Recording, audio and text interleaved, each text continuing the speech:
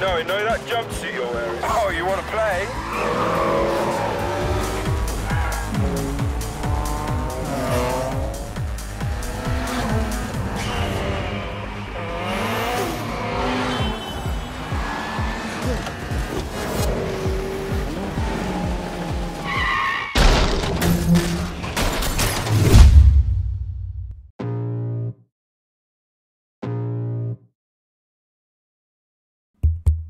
Tes.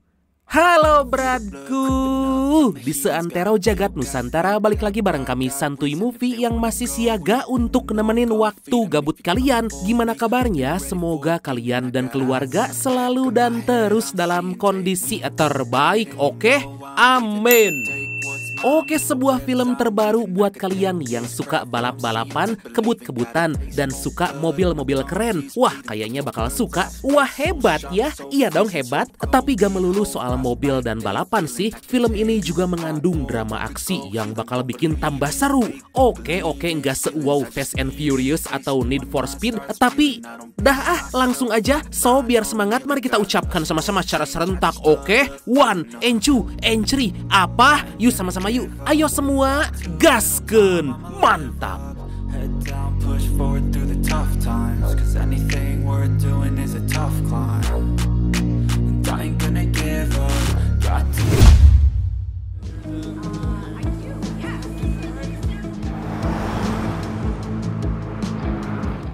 Kisah dimulai dengan seorang gadis cantik bernama Noah yang akan segera pindah ke London karena ibunya Ella ingin tinggal di sana bersama suami barunya yang merupakan seorang pengusaha kaya. Saat itu Noah dibantu berkemas oleh temannya bernama Helen dan seorang pacarnya. Iya, seorang lah, masa banyak, yang bernama Dan. Dan inilah My Fall London.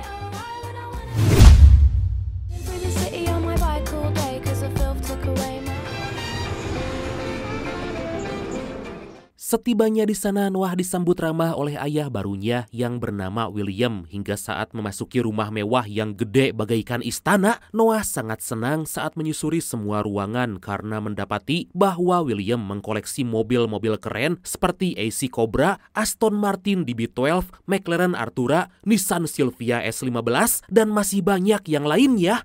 Wow!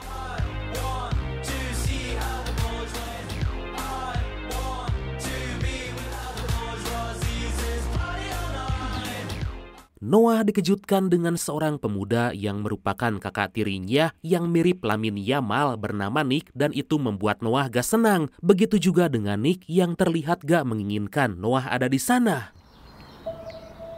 Noah, let's hustle.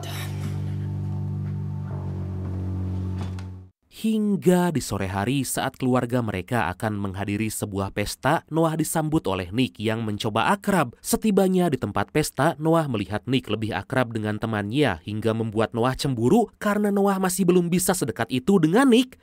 Lah, di tengah acara seorang teman Nick bernama Giles menyapa Noah yang kesepian dan mengajaknya ngobrol. I'm Giles, by the way. Noah membahas Nick karena dia berpikir bahwa Nick merupakan anak yang manja, tapi itu ditentang oleh Giles karena apa yang dibicarakan Noah sangat gak sesuai. Giles menjelaskan bahwa Nick anak yang mandiri, bahkan dari umur 17, Nick udah menghasilkan banyak uang dari sebuah aplikasi transportasi online yang dia buat sendiri. Bahkan sampai saat ini aplikasi tersebut masih populer dan memiliki 1 juta pengguna. Mendengar hal itu, Noah seketika tersenyum dan mulai tertarik pada Nick. Ciao. Beberapa saat kemudian, Nick mengajak Noah pulang, tapi karena masih agak jaim, Noah sempat menolak gitu. Gak lama kemudian, seorang asisten Nick bernama Zack mengantarkan McLaren Artura miliknya. Sontak neneng Noah langsung tersenyum dan segera menaiki mobil tersebut. Iya.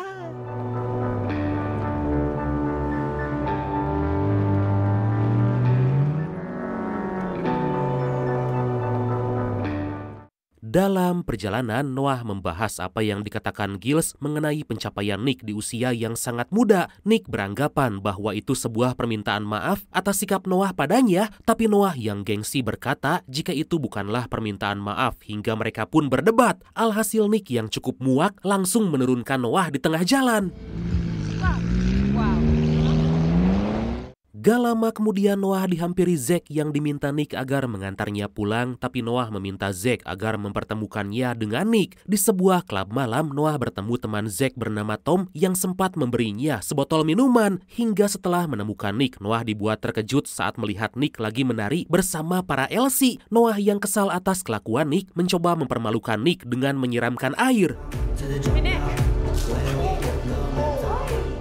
Dari sana Noah segera pergi, tapi tiba-tiba dia merasa pusing dan di waktu yang tepat beruntung Nick datang. Nick sangat kaget melihat minuman yang digenggam Noah karena itu merupakan sebuah narkoboy. Noah berkata jika minuman tersebut dia dapat dari Tom hingga Nick segera menemui Tom. Nick yang mulai peduli pada Noah tanpa banyak cacicu ataupun stecu-stecu langsung memberi salam dari Binjai pada Tom.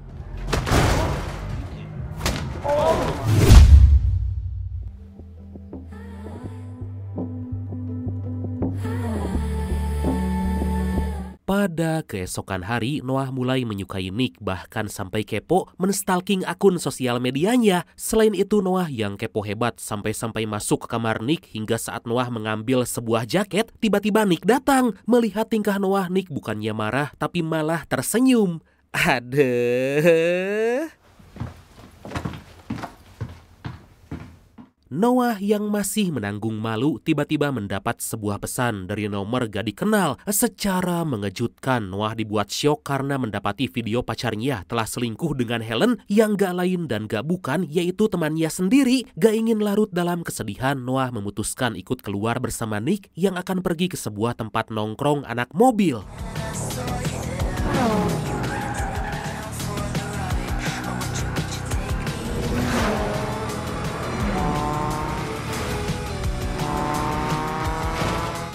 Setibanya di sana, Noah langsung berkeliling melihat mobil-mobil keren dan hedon hingga sampai pada momen Noah berkenalan dengan seorang wanita bernama Jenna. Noah yang tentu lagi galau dan butuh teman curhat, dia pun menceritakan bahwa telah diselingkuhi. Noah juga mengungkapkan terkait kedatangannya di London karena ibunya yang menikah lagi. Bahkan Noah gak menyangka harus memiliki saudara tiri yang mungkin agak menyebalkan seperti ini.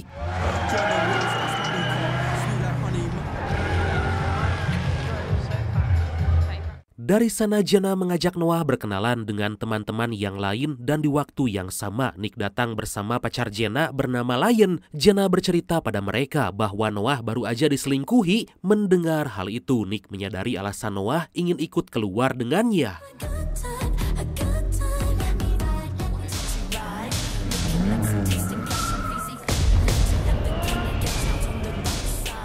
Kemudian Nick mengajak Noah ke tempat sepi untuk berfoto sambil ciuman dan itu Nick lakukan agar Noah bisa balas dendam. Waduh.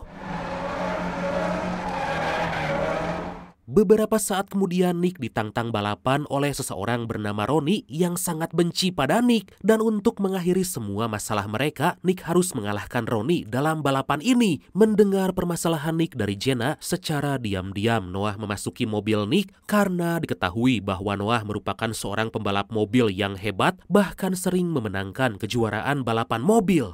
Aduh, maaf ya Brad kalau suara saya agak mendem, lagi agak flu gimana gitu. Aduh.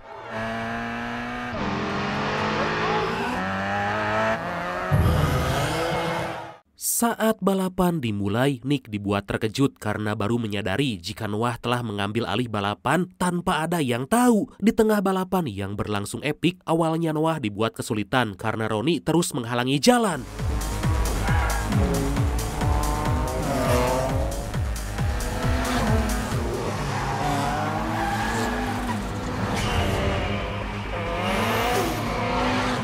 Akhirnya Ronnie tersadar bahwa orang yang balapan dengannya bukan Nick hingga dia semakin emosi dan bertekad memenangkan balapan. Tapi Noah yang punya skill di atas Ronnie akhirnya berhasil memenangkan balapan itu.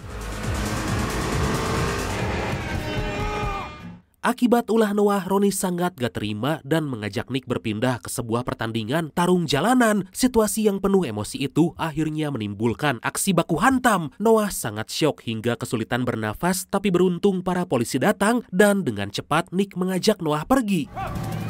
Get in the car!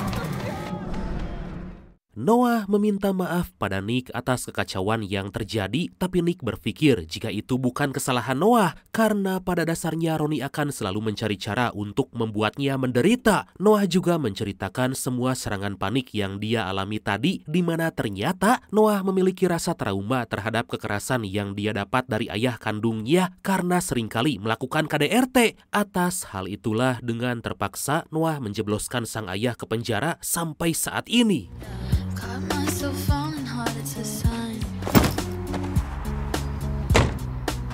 Pada keesokan hari, Nick mengajak Noah pergi ke sebuah tempat yang merupakan tempat tinggal ibu dan adik kandung Nick. Saat itu Noah merasa sangat senang karena mendapat kesempatan dari Nick mengemudikan McLaren miliknya.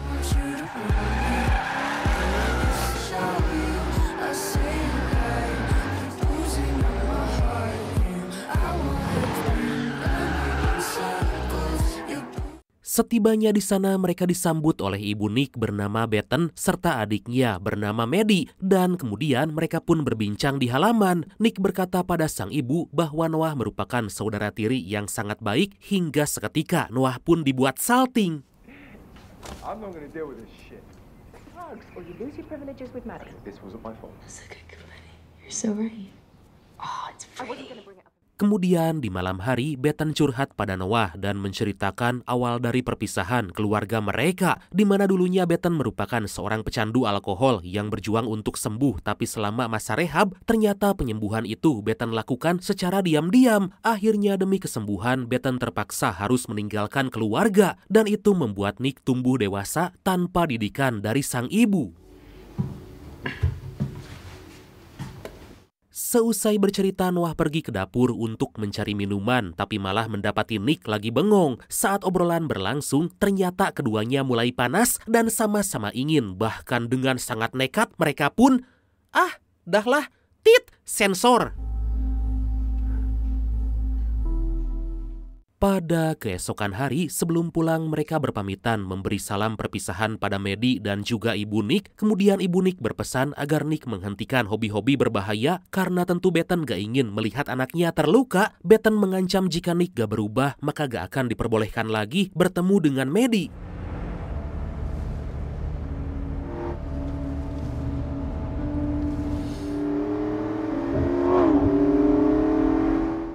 Singkat cerita, setibanya di rumah, Noah yang lagi rebahan merasa ada orang yang masuk. Dengan sigap Noah mengambil sebuah besi. Gak tahu besi apa, pokoknya besi aja. Dan kemudian... Surprise! Oh my God, I'm sorry. Secara gak diduga, Dan yang merupakan mantannya Noah tiba-tiba masuk nyelonong ke dalam rumah. Dengan gak tahu malu, ternyata kedatangan Dan di sana adalah untuk mengajak Noah balikan. Noah yang udah terlanjur kecewa tentu sangat risih melihat kehadiran si mantan.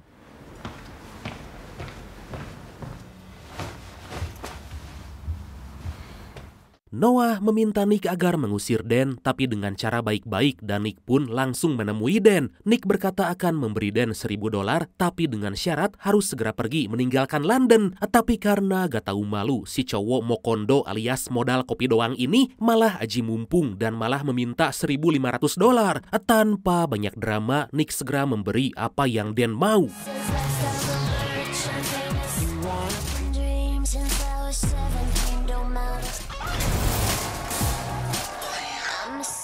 Beberapa hari kemudian, Nick yang gak mendengarkan pesan ibunya akan mengikuti sebuah acara tarung jalanan yang dimana ternyata Nick telah menerima tantangan Ronnie. Saat itu Noah dan Jenna juga datang menonton pertarungan tersebut.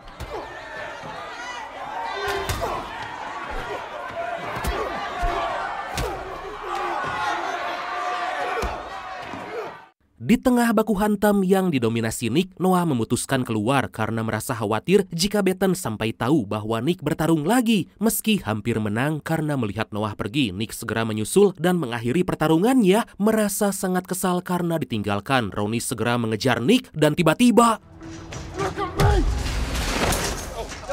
Ronnie mengancam Nick dengan todongan pisau dan berkata jika Nick gak mau menyelesaikan masalah mereka, Ronnie gak segan-segan menghabisi semua teman dan keluarga Nick. Dengan tanpa malu, Ronnie and the gang mengambil McLaren Nick sebagai ganti rugi karena gak menuntaskan pertarungan.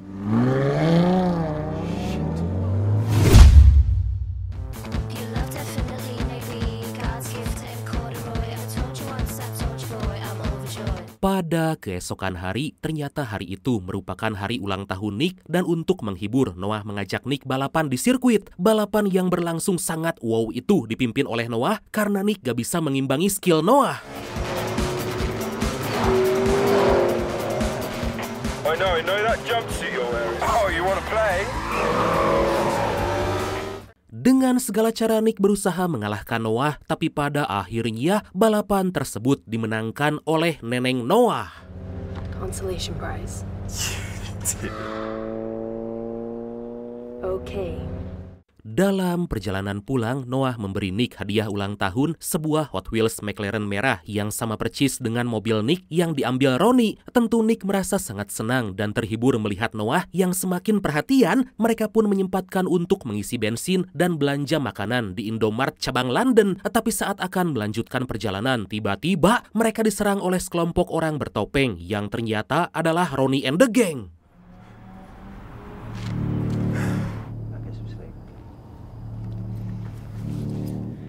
Untuk melepaskan penat pikiran, Jenna dan Lion mengajak Noah dan Nick berpesta di sebuah klub. Di sana Nick yang lagi ngobrol bersama Lion melihat seorang pria mendekati Noah. Merasa cemburu, Nick langsung menghampiri dan segera menggabloknya. Tapi hal itu malah membuat Noah marah.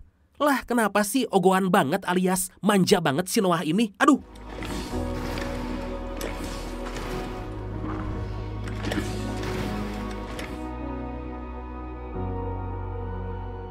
Pada keesokan hari, Noah dan Jenna datang ke acara pesta teman Nick bernama Anna yang ternyata pernah sangat dekat dengan Nick. Ternyata kedekatan Nick dan Noah saat ini menimbulkan rasa cemburu Anna terhadap Noah. Hingga saat Noah ingin pergi ke toilet, Anna and the gang telah merencanakan sesuatu dan kemudian... Gak lama Nick datang dan langsung mencari Noah. Hingga saat berada di tangga, Nick melihat dua teman Anna yang mencurigakan. Menyadari apa yang telah Anna lakukan, dengan sangat marah Nick meminta teman Anna agar memberikan kunci. Kemudian saat pintu dibuka, Nick mendapati Noah lagi menangis dan langsung mengajaknya pulang.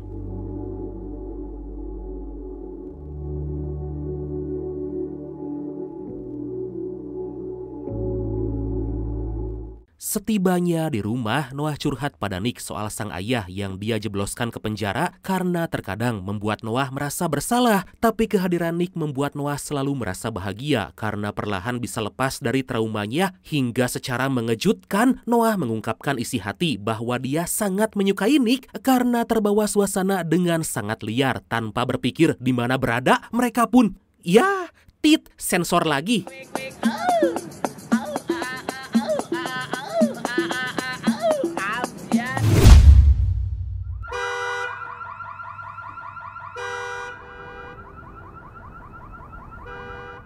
Singkat cerita, mereka dihebohkan dengan penjaga rumah yang menemukan Lion dalam kondisi babak belur di sebuah mobil di garasi rumah Nick. Kemudian Lion segera dilarikan ke rumah sakit ditemani Jenna yang juga datang ke sana. William menduga bahwa ini bukan teror biasa hingga meminta Ella dan Noah menginap di hotel agar mereka terhindar dari teror tersebut.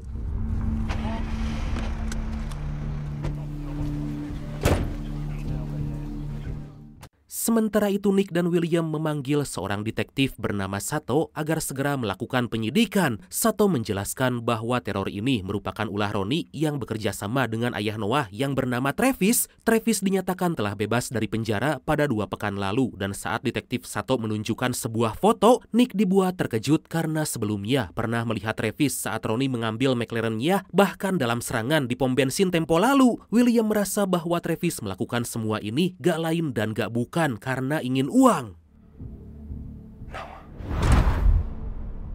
Di sisi lain, Noah yang berada di hotel tengah menyusul sang ibu yang mengajak sauna. Tapi saat memasuki lift, tiba-tiba si tangkurak Ronnie datang dan langsung membawanya ke hadapan Travis. Gak lama berselang William mendapat telepon dari Travis meminta tebusan sebesar $1 juta atau sekitar ya kurang lebih 16 miliar rupiah lah dan segera dikirim ke rekeningnya dalam kurun waktu 1 jam. Sontak Nick teringat bahwa mobil McLaren miliknya punya GPS dan atas hal itu dia pun segera pergi berharap bisa menemukan Noah dari GPS tersebut. I'll send you the address. Get the police to follow me. But you have to let them handle it.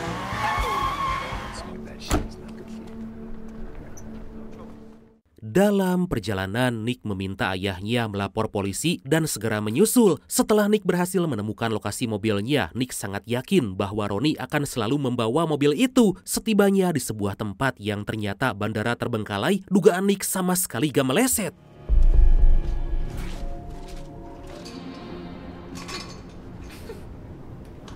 Melihat kedatangan Nick, Travis menyadari bahwa sebentar lagi polisi akan datang hingga mereka pun segera bersiap kabur sambil membawa Noah. Ronnie yang sok jagoan padahal aslinya gak jago berkata pada Travis agar pergi duluan karena dia ingin menghabisi Nick terlebih dulu. Wah, iya gitu?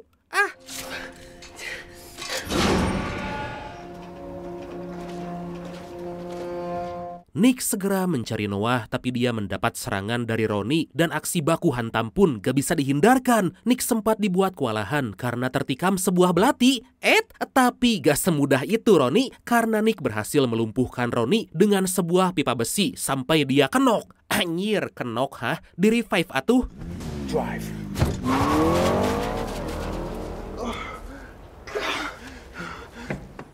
Dari sana Nick langsung mengejar Travis yang kabur dengan memanfaatkan keahlian mengemudi Noah. Meski dibuat meringis sambil menahan luka dengan sisa tenaga yang tersisa, Nick mencoba fokus karena Travis melesatkan beberapa tembakan.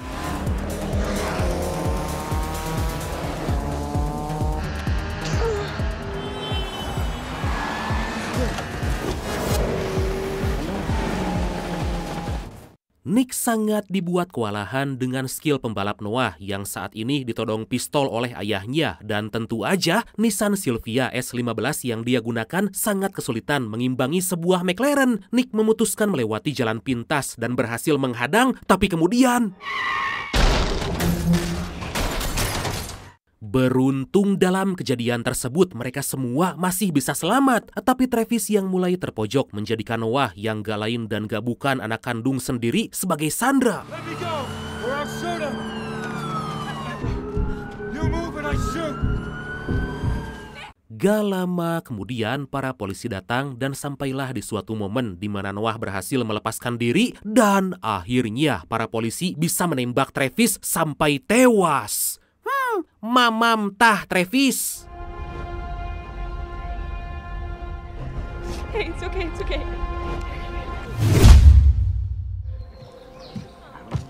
What's happening? Good? Beberapa minggu kemudian, Nick dan Noah kembali berkumpul bersama keluarga dengan merayakan sebuah pesta kecil yang juga dihadiri oleh Jenna dan Lion. Ya, semacam tasyakur binikmat gitulah. Aduh, tasyakur binikmat. Dan emang gak ada otak yang nulis skrip ini ya. Masa di London ada tasyakur binikmat? Salah nulis lagi. Harusnya kan tasyakur binikmah. Aduh, di tengah keseruan mereka, hujan yang akan turun mulai terlihat dari kejauhan. Tapi Nick memanfaatkan hal itu dengan menceburkan diri bersama Noah ke kolam. Sementara itu William dan Ella yang basah kuyup mulai mencurigai bahwa kedekatan anak mereka seperti punya hubungan rahasia. Tapi ya mereka pun gak menghiraukan hal itu karena tentu Noah dan Nick gak memiliki hubungan sedarah. Dan akhirnya film ini pun tamat. Oke lah, karena saya mau malam mingguan, maka langsung aja ya. Dan pesan yang bisa kita ambil dari film kali ini adalah gak ada, dah gitu aja. Oke lah bradku, makasih banyak udah nonton sampai akhir. Seperti biasa mohon maaf karena masih banyak kekurangan. Semoga kalian dan keluarga sehat selalu. Salam sukses, salam santuy dan see you next time. Bye-bye.